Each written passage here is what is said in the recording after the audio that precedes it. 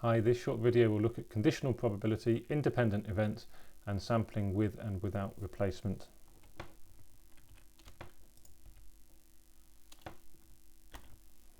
Okay, conditional probability of B given A means the probability of an event B under the condition that event A occurs. We write it like this. So it's the probability of B given that A has already occurred. And it's equal to the probability of A and B divided by the probability of A. Likewise, the opposite is the case too. The probability of A given B is equal to the probability of A and B divided by the probability of B.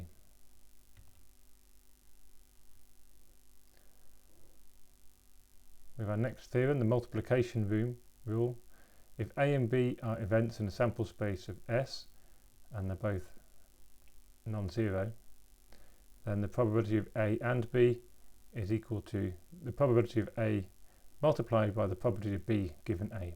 So that follows on from the definition of conditional probability.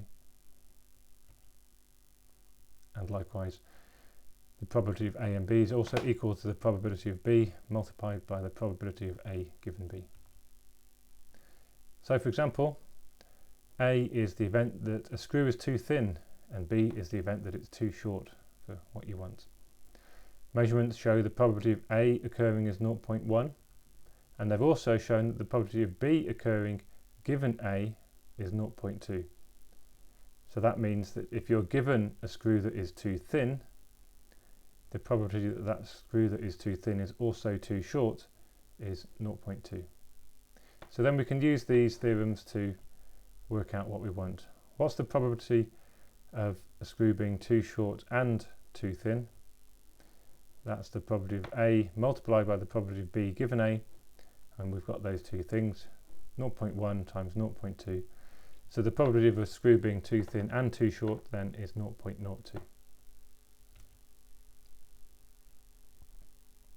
Independent events, when that's true, you can multiply the probabilities of A and B together to get the probability of A and B, like that.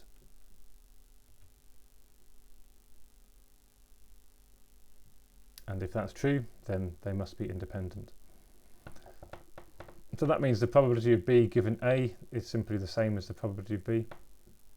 The probability of A given B is just the probability of A. They're independent of whether or not B or A has already happened. Replacement and sampling. We talked about sampling in the last set of lectures last week, and the way in which you do sampling is important, and replacement is one of the key aspects of that.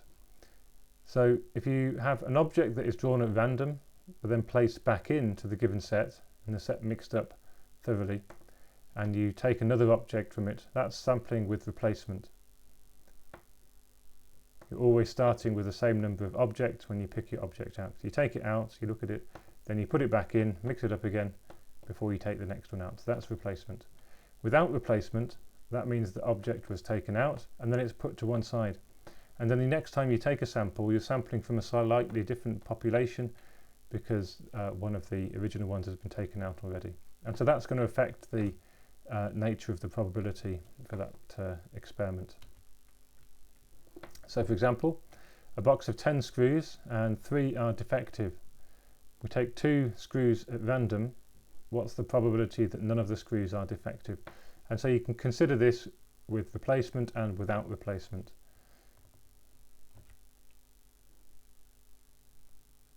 So this is defining what our events are. So event A is that the first screw is not defective.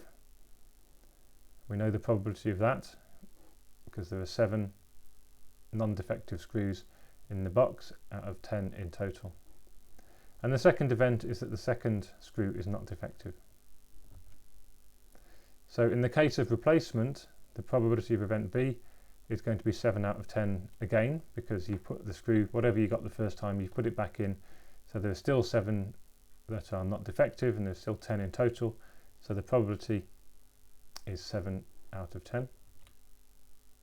And so then the probability that none of the screws are defective, which means the probability to get a good screw and a good screw for A and a good screw for B, it's 7/10 times 7/10, just 0.49.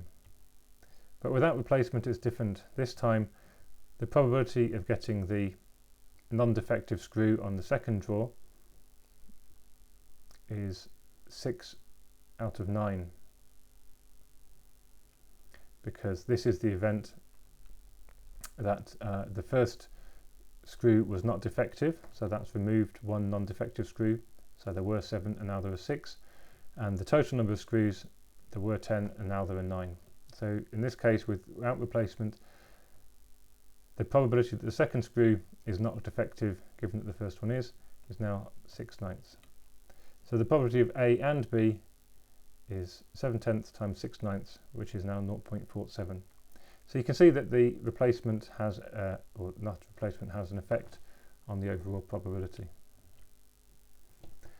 So that brings an end to this short lecture, and next time we're going to continue looking at this in the context of permutations and combinations.